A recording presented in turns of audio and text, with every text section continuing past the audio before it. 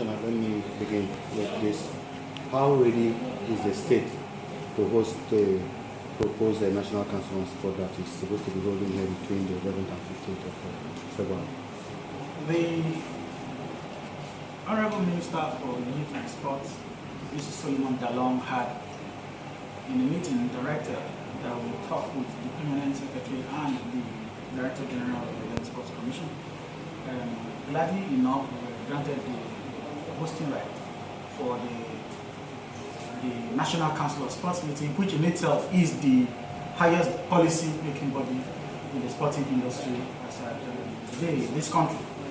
That meeting consists of the Honorable Minister for Youth and Sports, the Director General of Sports Commission, the Permanent Secretary, all commissioners for youth and sports across the 36 states of Nigeria. We also have in attendance in that meeting all directors of sports. We have the permanent secretaries of the 36 states across Nigeria. We also have the Director Generals of sports in the military and paramilitary organizations. Therefore, it's the highest policy-making body in the sporting industry. That meeting is originally slated for 11th to 15th of February 2016, holding in Calabar at the Tinapa Lakeside Hotel in Calabar.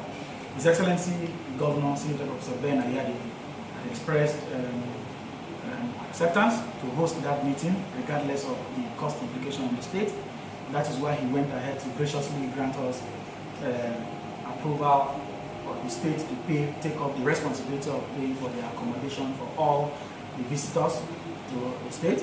He's also taking the responsibility of the internal transportation and all. We're also going to be taking responsibility on the feeding and the venue decoration and all of that, venue and secretariat for that. So as I speak with you, we have gotten His Excellency's approval, and as at yesterday, the Chief of Staff had already limited, to us, telling us to specify the exact number of those we need for that, and we have done so. So His Excellency has graciously granted us approval to host that meeting, and he himself, the governor, will be declaring that meeting open. Okay, Commissioner, you have just inaugurated a committee now. So what are your expectations from it? The committee we have just inaugurated today is the new Rovers Football Club Calabar management team and the Pelican Stars management team. We had a clear permission of His Excellency to do that, and we have assembled a team of people who are experienced in running football. So we expect basically that Rovers of Calabar, which so many people in recent times now say is moribund, let me assure members of the public and cross-borders, all football lovers that Rovers is returning back to the Premier League come this season. And Pelican is already at the Premier League. We expect that we're going to also maintain the structures there, keep our pride up as a state, and continually ensure that Cross-River State remains top in the Committee of Nations as it has to do with football and sporting activities as a whole. We also expect that, having come on board, they are going to also vigorously pursue our Rebrand Rovers project.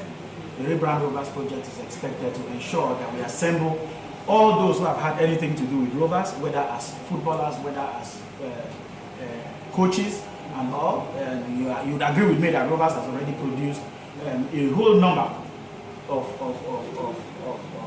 footballers who have made name in this country.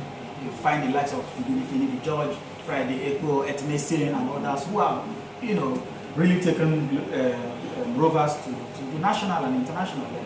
We expect that by the inauguration of this committee, we will find brand new Friday Echoes, some more Etmesin, some more Finidi George, and a few others who will also make name in the next generation of Nigerian football. Commissioner, let me digress a bit to having a much more youthful functional government. We've had a youth council that has not been working. How hard are you working to ensure that the incoming government becomes more practical?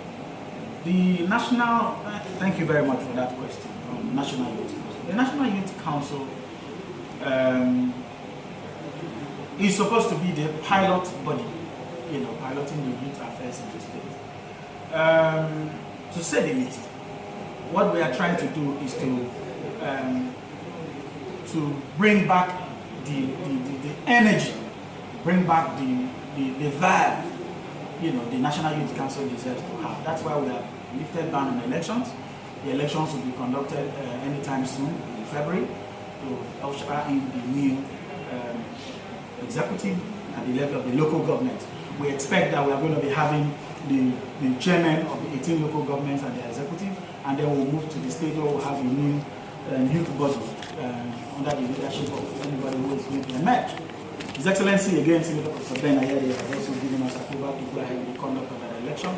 We expect that, having spoken with some stakeholders, we have had series of meetings with stakeholders, we expect that everybody is aware that this is a digital government, and anybody who is coming on board as the leadership of the National Youth Council to be able to keep pace or work with this government, you must also be prepared to tune your mind to being a digital mind. Therefore, we expect that as candidates, come up from all the local governments and then to the state level, we expect that the best of heads will be brought to fore, and we will also pilot the Ben Ayade agenda, because clearly His Excellency Senator Professor Ben Ayade has a good agenda for the state. This is a government with a human face. There is nothing really that the governor does without really considering himself in the shoes of the other person. I've never seen a man who has so much of passion and compassion too, for mankind. And you basically will expect that if you're bringing in people into governance as in positions of responsibility as youth council or another, we expect that the best of minds who key into the administration of Senator Ben Ayade's drive, would basically be the ones that will be thrown up. Let me also say that His Excellency has ordered that at least 1,000 more corps members be sent to Cross River State in agriculture. That in itself is to ensure that we employ them in our drive to raise the biggest tree nursery in Africa. We're raising the biggest tree nursery in Africa to combat climate change. We're raising over 30 million tree seedlings to be able to serve as a ready market. Cross River is in a few years, in the next few months, is going to be serving as the ready market for the purchase and sales of tree seedlings, in all parts of Nigeria, where you find any government being interested, anybody that is interested in fighting and combating climate change, you can only find your core tree nurseries in Cross River, and we serve as a ready market for that. Okay, so what's the prospect expecting 1,000 corpers when we have over that amount of youth unemployed, graduates per se? Yes, why His Excellency directed that we get 1,000 extra corpers is that we are looking for people who will be driving the process in terms of area of specialty. We are looking for corpers in agriculture, corpers who have studied horticulture, corpers who have studied, anything that has to do with tree cropping. You understand? Just to ensure that they serve as veritable manpower to synergize with the average Cross River youth under the undergraduate youth from the villages and all of that, to engage them meaningfully under the YESO program. And we are spending about 800 million naira, which His Excellency had graciously approved as a budget head, before the House of Assembly, and we have already defended that as a budget. So, you can tell that, there is no way you can get into such a venture where you are thinking of raising a 30 million seed tree nursery without the necessary expertise. So, that's the wisdom behind His Excellency's request to have the 1,000 corps members additional to the state to ensure that we provide the necessary manpower for the younger people who are not necessarily specialists in the areas of treatment. Yes, the issue of the National Sports Festival over the few days has remained an issue of concern. I was taken aback when I was just watching TV and I saw a statement by one Mr. Orok Duke stating that he had postponed the National Sports Festival. I don't know in what capacity he did that. To the best of my knowledge, Orok Duke is a designate. He had been nominated as a member or chairman of the Cross River State Sports Commission. To the best of my knowledge, that board has not been inaugurated and it hasn't come to function. So, and even as a state, even as I sit here as commissioner, I do not even have the powers to either decide the date for the National Sports Festival. So I don't know where he got his impetus from, but I'd like to state to members of the public that the only body that is saddled with the responsibility of announcing or even fixing a date for the National Sports Festival is the National Council of Sports, which is going to be in an AGM and presided over by the Honorable Minister for Youth and Sport, Barrister Solomon Dalong. Therefore, that meeting is slated to hold between 11th and 15th here in the capital city of Calabar.